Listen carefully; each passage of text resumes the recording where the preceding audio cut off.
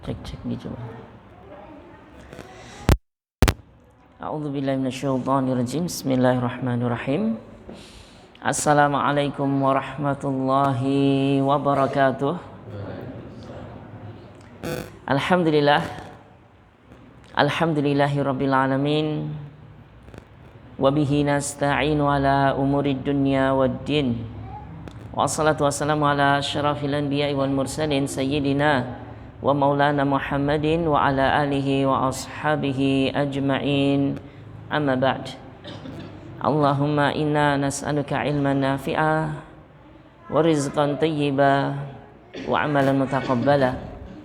Ya Allah, kami mohon kepadamu ilmu yang bermanfaat, rezeki yang baik, dan amal ibadah yang diterima. Amin, Allahumma amin. Ma'asyiral muslimin wal muslimat, bapak-bapak, ibu-ibu rahimani wa rahimakumullah. Alhamdulillah, puji syukur senantiasa kita haturkan pada Allah Azza wa Jalla atas limpahan nikmat karunia yang begitu besar, begitu banyak pada kita sampai saat ini. Nikmat-nikmat Allah yang kita rasakan sangat banyak. Kalau mau menghitung nikmat Allah satu saja, nikmat dari Allah mungkin tidak sanggup menghitungnya. Misalkan udara, setiap saat kita butuhkan, setiap waktu kita nikmati, kita manfaatkan untuk kehidupan kita di dunia. Belum lagi nikmat-nikmat Allah yang tak terhingga jumlahnya.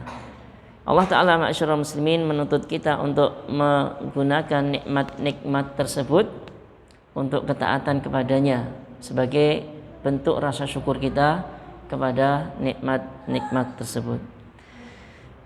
Salawat dan salam semoga tetap tercurahkan kepada junjungan kita Nabi besar Muhammad sallallahu alaihi wasallam. Tentunya salawat ini tercurah kepada keluarga beliau, para sahabat, serta orang-orang yang meniti jalan mereka dengan baik sampai hari akhir kelak. Bapak, Ibu, kaum muslimin wal muslimat, barakallahu fikum.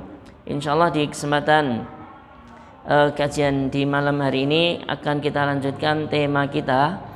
Mungkin ini pertemuan terakhir menutup bab yang sudah sekian lama kita bahas belum selesai-selesai, yaitu bab yang terakhir dari kitab salat di kitab fikih muyasar kita ini tentang salat jenazah dan hukum-hukum seputar pengurusan jenazah. Sudah banyak bab terlewati, mulai dari awal ya,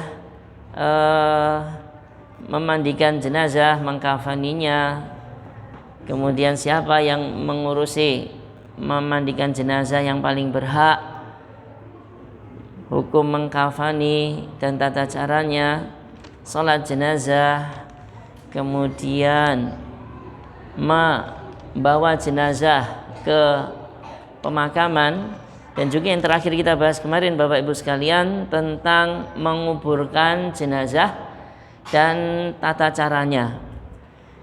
Yang bisa kita jelaskan singkat dari pertemuan sebelumnya Bapak Ibu sekalian, disunahkan dalam penguburan jenazah itu liang kuburnya itu diperdalam. Supaya apa? Supaya setelah dikuburkan nanti tidak bisa aman dari digali kembali oleh mungkin binatang-binatang liar atau yang lainnya. Jadi diperdalam. Terus yang kedua, biar baunya lebih teredam, tidak keluar kalau misalkan kuburan itu pendek, tidak dalam. Kemudian disunahkan dibikin lahat ya, kemarin sudah kita jelaskan, di pojok bagian bawah kuburan itu dibikin cekungan ke arah kiblat itu, ke arah barat kiblat itu, untuk nanti gunanya untuk memasukkan jenazah ke pojok situ, ke pojok sana.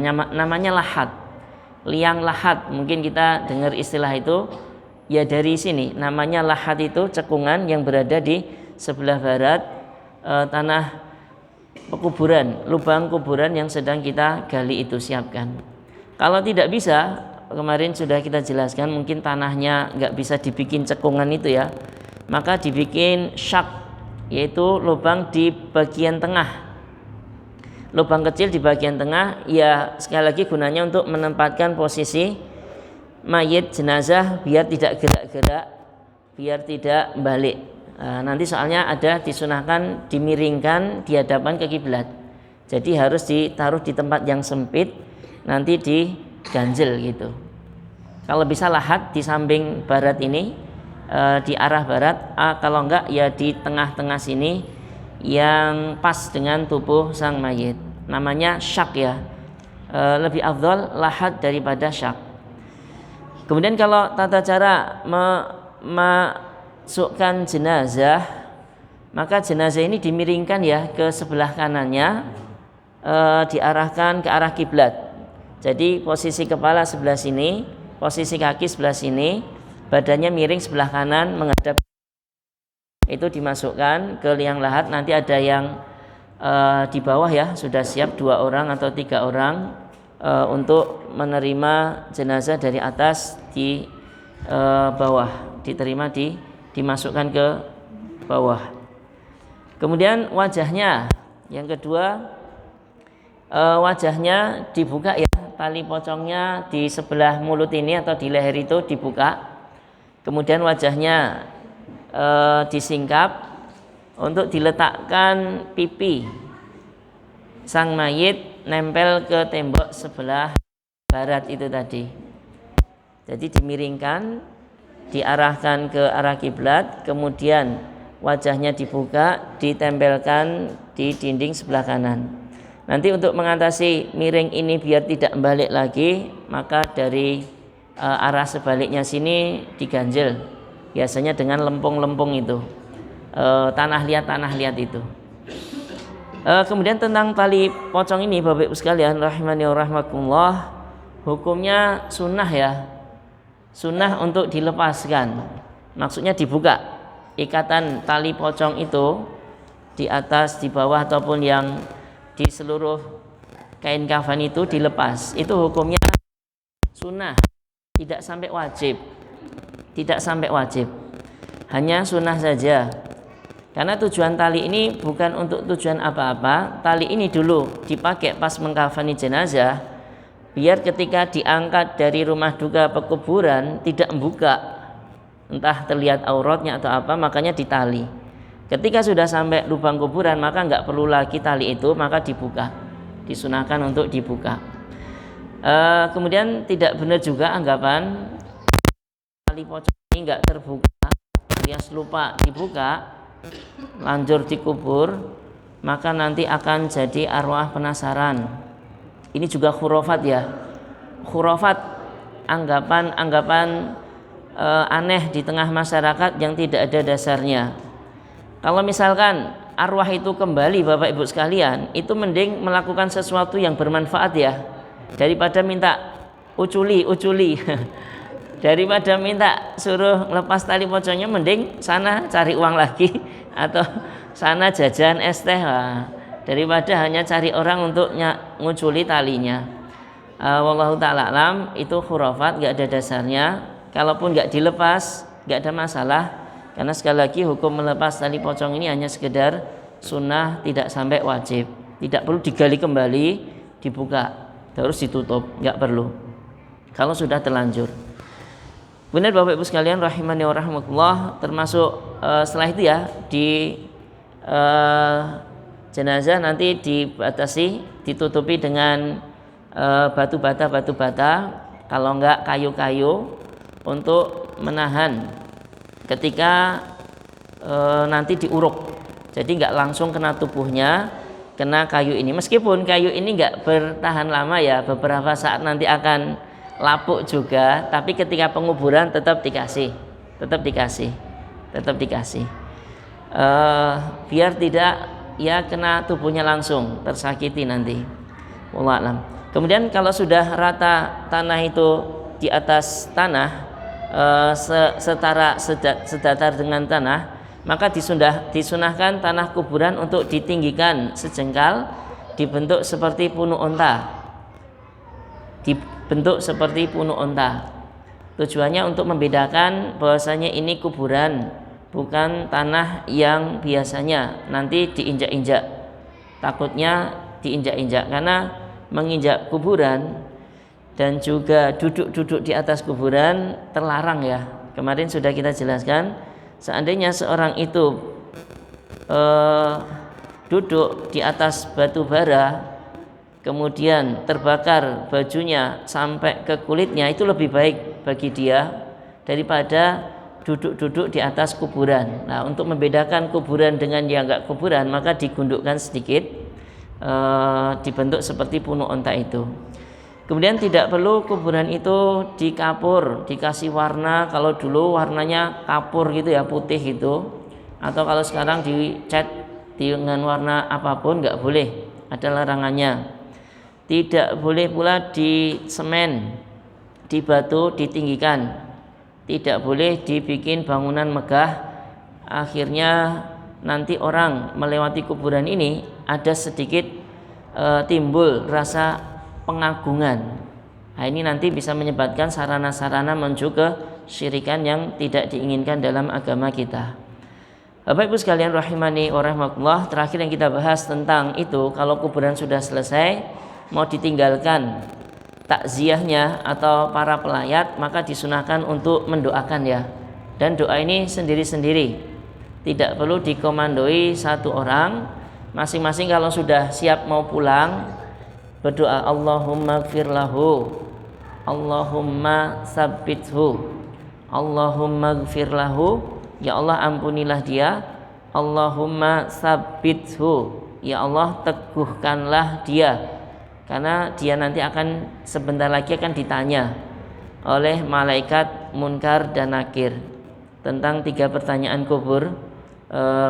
Siapa Tuhanmu, apa agamamu, dan siapa nabimu. Ini kalau enggak punya keteguhan hati dalam menjawab, dredeg, nanti malah repot, kena siksa di kuburan. Nah, untuk billahi min dzalik, kita doakan yang dikubur tadi dengan doa ini, Allahumma gfir lahu, Allahumma sabbithu. Kemudian pembahasan kali ini Bapak Ibu sekalian rahimani wa rahimakumullah menutup pembahasan hukum seputar jenazah, yaitu takziah. At-takziyatu hukmuha wa kaifiyatuha. Takziah, hukum takziah dan tata cara takziah. Takziah ini Bapak Ibu sekalian, kalau kita terjemahkan melayat ya, melayat. Takziah itu melayat. Tapi kalau secara definisi istilah, para ulama mengatakan takziah itu tasliyatul musab, menghibur seorang yang terkena musibah. Wa taqwiyatuhu ala tahammuli musibatihi, dan membikin orang yang terkena musibah tadi kuat untuk menghadapi musibahnya. Bayangkan Bu, Pak sekalian, seorang ditinggal mati keluarganya, nggak ada orang takziah ke dia, Mbak sabar ya Mbak ya, Pak sabar ya, kuat, bismillah, insya Allah baik, semoga Allah mengampuni si fulan. Wah, ini orang yang terkena musibah, dia akan mendapatkan hiburan, nggak sedih terus. Beda kalau nggak ada yang mentakziahi, sedih terus. Maka disyariatkan di dalam orang yang terkena musibah meninggal keluarganya, Bapak Ibu sekalian, untuk mentakziahi dia. Kemudian di takziah ini diingatkan untuk bersabar. Jangan sampai sedihnya itu berlarut-larut sampai ke tahap sedih yang terlarang, yaitu menangis sampai batas yang dilarang, yaitu namanya meratap sampai mukul-mukul pipinya, nyobek bajunya, bengok-bengok sampai wah suaranya habis. Ini meratap, ini nggak boleh. Tapi kalau hanya sekedar sedih, nangis, nggak ada masalah, itu normal. Manusia kalau sedih, nangis, nggak ada masalah. Tapi jangan sampai kebablasan. Kemudian ketika takziah ini Bapak Ibu sekalian, doakan. Nah, jangan lupa doakan. Jadi dihibur, dikuatkan, diingatkan untuk sabar, dan didoakan untuk keluarga dan sang mayit juga. Sabar Bu, semoga dapat pahala yang besar dari musibah ini. Semoga si fulan yang meninggal diampuni oleh Allah Azza wa Jalla. Jadi intinya dalam takziah ini yang kita lakukan. Disunahkan takziah ini Bapak Ibu sekalian rahimani wa rahimakumullah, sesuai apa yang pernah dilakukan oleh Nabi SAW ketika beliau mendengar kabar meninggal seorang dari keluarga perempuan. Dikabarkan ada seorang anak laki-laki punya seorang perempuan meninggal, disampaikan ke Nabi. Kemudian Nabi mengutus utusan ini, silakan balik ke sana, kabarkan pada dia bahasanya inna lillahi ma akhadha wa lahu ma a'ta. Bahasanya milik Allah lah apa yang dia ambil dan milik Allah lah apa yang ia beri. Intinya keluarga di sekitaran kita itu semua milik Allah. Itu semuanya Allah. Allah kalau mau mengambil alias diwafatkan, yaitu hak Allah. Wa kullu syai'in indahu bi ajalin musamma, dan setiap jiwa di sisi Allah itu memiliki ajal yang sudah ditentukan. Kemudian sampaikan ke dia yang ditimpa musibah anaknya meninggal tadi, fal tasbir, hendaklah dia bersabar, wal tahtasib, dan hendaklah dia berharap pahala dari musibah ini. Ini Bapak Ibu sekalian rahimani wa rahimakumullah, lafaz yang paling bagus diucapkan dalam takziah. Jadi ketika kita bertemu ke rumah duka keluarga yang mengalami musibah di situ, menyambut kita salaman, kalau bapak-bapak ke yang bapak-bapak ya, kalau yang ke ibu ke yang ibu-ibu, kita ucapkan ke keluarga seperti ini, Pak. Sabar nggih Bu, sabar nggih Pak. Semua sudah ada jatah usianya masing-masing. Semua kita milik Allah akan kembali kepadanya. Sabar dan berharap pahala dari Allah saja, semoga diganti dengan yang lebih baik. Wallahu ta'ala a'lam. Kemudian di sini ada sedikit himbauan di dalam takziah. Hendaklah ketika takziah itu dihindari beberapa hal. Yang pertama, al-ijtima'u li ta'ziyati fi makanin khasin yajlibul qarasi wal idha'ati wal qura. Dihindari Bapak Ibu sekalian ketika takziah ini, kita melayat ini, dihindari kumpul-kumpul lama di sana, kemudian dihidangkan hidangan yang bikin yang tertimpa musibah tadi, kemudian ada orang-orang di sana yang baca Quran. Saya ulangi, yang pertama, dihindari ketika takziah itu berkumpul lama di sana sampai ngobrol berlama-lama, padahal jenazah sudah dimakamkan. Seharusnya kalau sudah dikuburkan sudah takziah selesai. Tapi ini enggak, kumpul-kumpul di sana terus sampai tuan rumah menghidangkan makanan, entah snack entah minuman. Kemudian ada beberapa orang yang baca Quran di sana. Dihindari yang ini. Kemudian yang berikutnya, dihindari juga mengulang-ulang takziah. Takziah itu disyariatkan sekali saja Bapak Ibu sekalian, sekali saja. Ketemu keluarga sang mayit, disampaikan sabar, insya Allah baik, si fulan orang baik akan mendapatkan pahala yang baik pula, balasan yang baik pula. Sudah cukup sekali datang saja, tidak perlu datang kedua kalinya, ketiga kalinya balik ke tempat situ. Kecuali ya niatnya karena dia sahabat dekat atau tetangga dekat dan juga bantu-bantu keluarga, itu enggak masalah. Tapi kalau yang jauh datang takziah ke situ ya sekali saja, jangan diulang-ulang takziahnya. Wallahu ta'ala alam. Kemudian sunnah yang banyak dilupakan Bapak Ibu sekalian ketika takziah ini adalah orang yang takziah alias tetangga dari korban, dari keluarga yang sedang berduka, disunahkan untuk membuatkan makanan, menyiapkan makanan bagi keluarga korban yang sedang tertimpa musibah. Saya ulangi, disunahkan untuk kerabat terdekat atau tetangga terdekat dari sang keluarga mayit tadi, disunahkan untuk membuat makanan. Nanti diserahkan ke Pak, Bu, ini ada makanan, makan dulu, tadi belum makan toh, karena sibuknya mengurus hal-hal memandikan, mengkafani, menyolatkan dan beli hal-hal macam-macam, sampai bilang ke sana ke sini nggak sempat makan, masak pun juga nggak sempat. Silahkan bagi keluarga terdekat atau tetangga terdekat membuat makanan untuk keluarga tersebut. Ini berdasarkan sabda Nabi SAW, isna'u li ali Ja'far ta'aman faqad atahum amrun yushgiluhum au atahum ma yushgiluhum. Rasulullah SAW bersabda, buatkan untuk keluarga Ja'far itu makanan, karena telah datang ke keluarga Ja'far ini sebuah perkara yang menyibukkan mereka sampai mereka nggak sempat bikin makanan dimakan.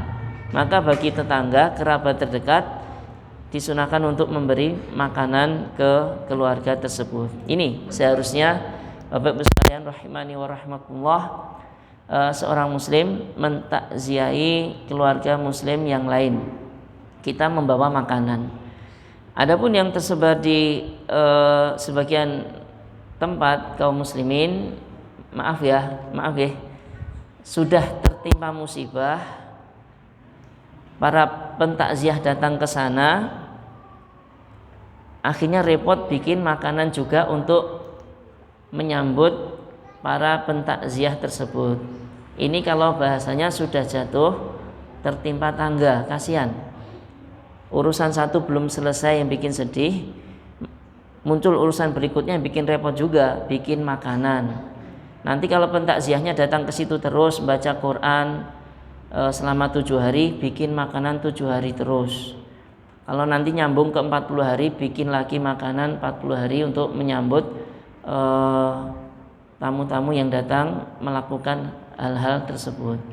Ini tentu memberatkan, dan banyak kasus di media sosial, banyak yang curhat ya, tertimpa musibah, keluar sekian harta untuk pengurusan jenazah, tambah lagi harus utang untuk menyambut para pentakziah yang baca Quran selama beberapa hari tersebut. Wallahu ta'ala alam. Ini tentu tidak benar.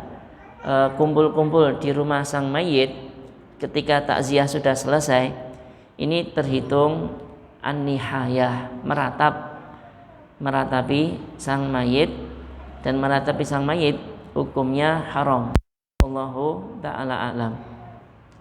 Bapak Ibu sekalian rahimani wa rahimakumullah, adapun kalau beberapa kasus ya, jadi keluarga yang sedang berduka ini akhirnya mendapatkan makanan banyak dari tetangga dan keluarganya, mendapatkan makanan banyak dari tetangga dan keluarganya. Kemudian ternyata ada tamu dari kerabat yang luar kota takziah ke situ, ada tamu dari sini, keluarga dari luar kota ke situ. Lah, sebagian makanan ini dikeluarkan untuk menyambut para pentakziah yang dia kebetulan juga tamu luar kota. Maka ini kasus yang beda dengan yang pertama tadi. Yang pertama kan, maka ini nggak boleh. Ini nggak boleh. Ini merepotkan.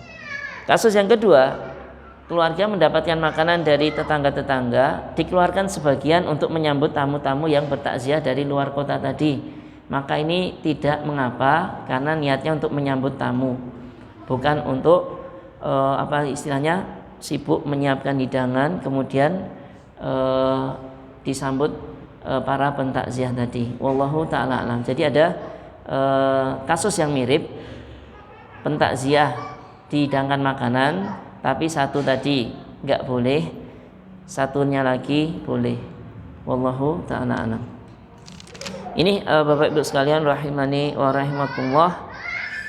Kemudian di sini dibahas tentang sedih ya, sedih kemudian menangis, biasa terjadi ketika keluarga meninggal. Maka ini tabiat ya, tabiat manusia, nggak ada masalah selama tidak berlebihan. Bahkan Nabi dahulu, Nabi SAW pun menangis ketika anak beliau laki-laki yang bernama Ibrahim wafat waktu kecil. Beliau mengatakan, innal aina tadma wal qalba yahzan wala naqulu illa ma yarda rabbuna. Sesungguhnya mata ini meneteskan air mata, dan sesungguhnya hati ini bersedih, dan kita tidak ucapkan di hari ini kecuali apa yang Allah ridhoi. Jadi jangan sampai kesedihan itu sampai protes kepada takdir Allah. Ya Allah, kenapa ini keluarga saya meninggal, saya nggak terima. Ini jangan sampai ya. Kesedihan yang seperti ini sudah di luar batasnya. Sedih yang normal biasa saja. Ya Allah, saya terima takdir ini. Semoga dibalik sesuatu yang menyedihkan ini ada pahala yang besar bagi saya dan juga bagi keluarga saya yang meninggal. Seperti itu atau yang serupa. Adapun nangis yang sampai tahap meratap, sampai menyobek bajunya, menampar pipi-pipinya, maka ini termasuk adat kebiasaan jahiliyah zaman dahulu dan terlarang. Bahkan ada ancamannya ya. Rasulullah SAW mengancam seorang yang meratapi sang mayit sampai seperti itu. Beliau bersabda, an-naihatu idza lam tatub qabla mautiha tuqamu yaumal qiyamati wa 'alaiha sirbanun min qatiran wa dir'un min jarab. Seorang yang meratapi mayit kemudian dia meninggal belum tobat dari hal itu, alias masih meratap terus, maka di hari kiamat dia akan dibangkitkan, kemudian dipakaikan baju dari cairan tembaga dan dipakaikan dir'un, mantel dari jarob, jadi sesuatu yang penyakit yang bikin gatal. Jadi itu ancaman seorang yang meratapi sang mayit berlebihan sampai seperti itu. Ini Bapak Ibu sekalian rahimani wa rahimakumullah, alhamdulillah dengan pembahasan terakhir takziah ini, hukum takziah dan tata caranya, maka alhamdulillah selesai satu pembahasan kitab as-salat di dalam buku kita ini, Al-Fiqhul Muyassaru fi Dhau'il Kitabi wa Sunnah. Sudah selesai alhamdulillah. Di pembahasan kitab yang baru ya, Kitabu Zakat. Kitab yang membahas tentang zakat. Mungkin Bapak Ibu sekalian di sisa waktu mungkin sekitar 10 menit atau 8 menit ini, dari awal penyampaian hukum pengurusan jenazah, dari sejak memandikan, mengkafani, mengubur, menyolatkan, menguburkan, dan sampai takziah ini, jika ada sesuatu yang ditanyakan, tafadhol, dipersilahkan Bapak Ibu sekalian, monggo.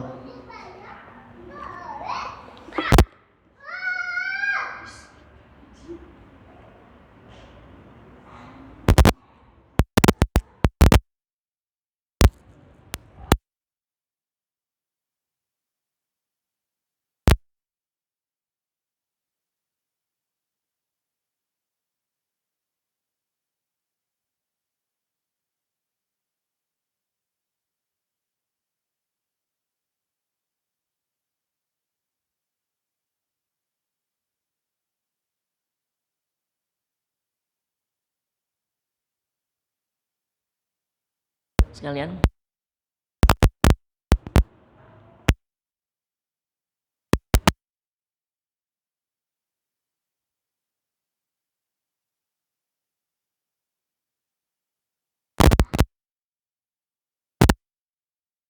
Sekalian tetap itu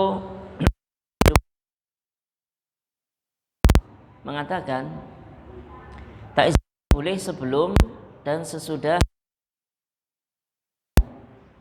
Jadi waktu bertaziah itu boleh sebelum dan sesudah mayit dikuburkan.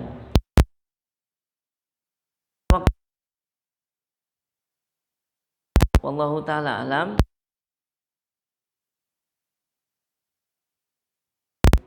Lebih dari 3 hari. Ada sebuah pendapat yang mengatakan hukumnya makruh. Alasannya kenapa? Jadi takziah ini kan fungsinya menghibur.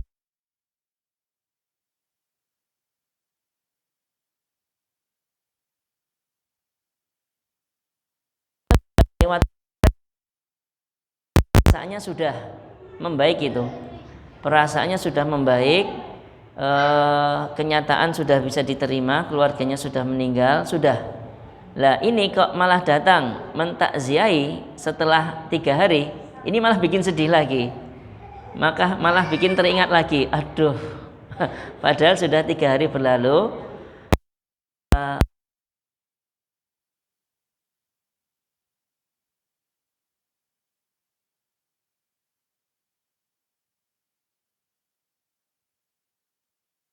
Teringat kembali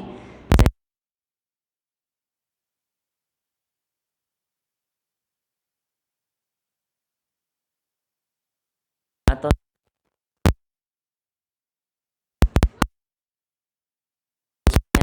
itu masih H plus apa H jauh di luar kota, tidak ada masalah.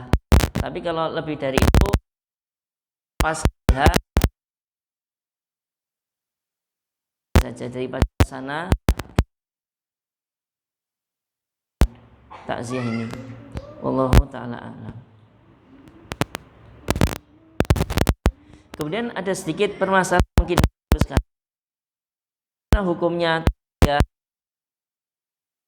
karena tetangga kita terlebih di Solo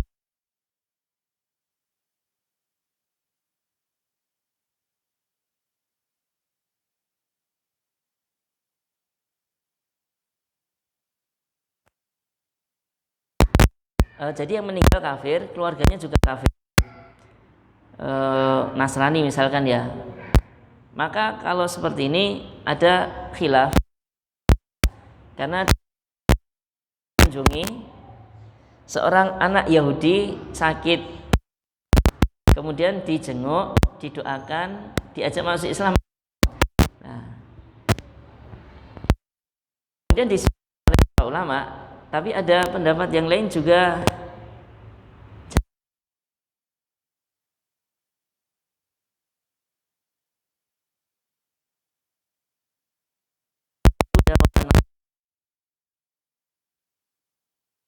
Kepada Nasrani.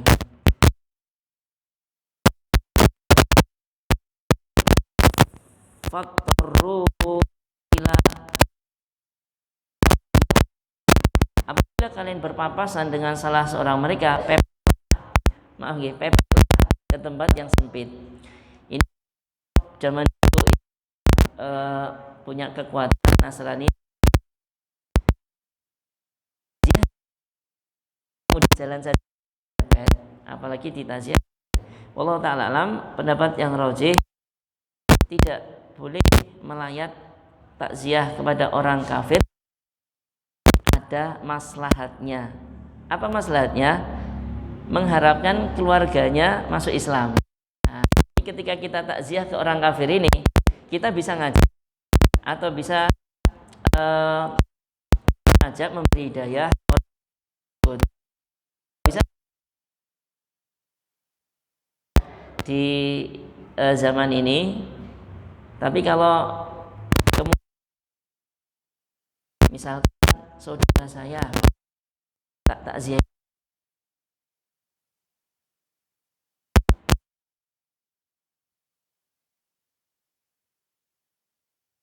yang ngurus, mending ya nanti kalau misalkan salah orang meninggal, ada yang ngurus, tetangga ngurus semuanya. Pada kayak gini ya, udah satu meninggal di lingkungan orang Islam nggak diurus sama sekali Pak, karena Buddha yang ngurus keluarga sendiri repot.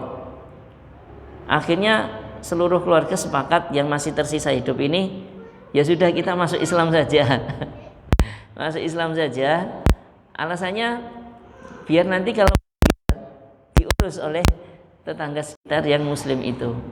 Nah, ini kalau Islam mayoritas kemudian bisa bersih,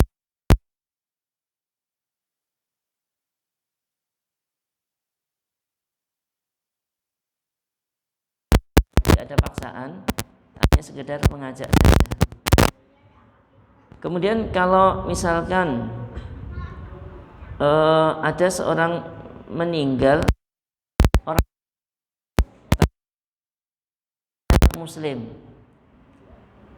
dia meninggal dari keluarganya itu orang kafir. Ini banyak ya di Solo itu ya, satu keluarga itu Pak Bu sekalian, orang tua anaknya Nasrani, ada itu Kristenisasi,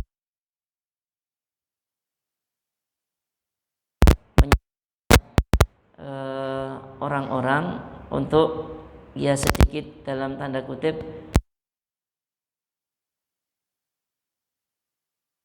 keluarga di Solo itu beda agama, bapak Islam, anaknya Kristen, nanti cucunya sini ada yang Islam ada yang Kristen. Nah, ini kalau ada seorang Kristen meninggal di tengah keluarga muslim, apakah disunahkan untuk takziah juga? Wallahu ta'ala. Bersedih ini muslim, kita hibur dia biar tidak bersedih, dibolehkan. Kalau seperti itu, yang meninggal kafir, yang keluarganya muslim, maka kita datang ke sana takziah untuk menghibur dia, karena dia orang muslim. Wallahu ta'ala alam. Mungkin ini Bapak Ibu sekalian yang bisa kita sampaikan. Insyaallah di pertemuan berikutnya akan kita mulai kitab yang baru, kitab yang membahas tentang zakat. Ada sekitar 6 bab tentang zakat ini yang akan kita bahas insyaallah ta'ala. Mungkin cukup, semoga yang sedikit ini bermanfaat bagi diri saya pribadi dan juga bagi jamaah. Akhiri subhanakallahumma bihamdika asyhadu an la ilaha illa anta astaghfiruka wa atubu ilaik. Assalamualaikum warahmatullahi wabarakatuh.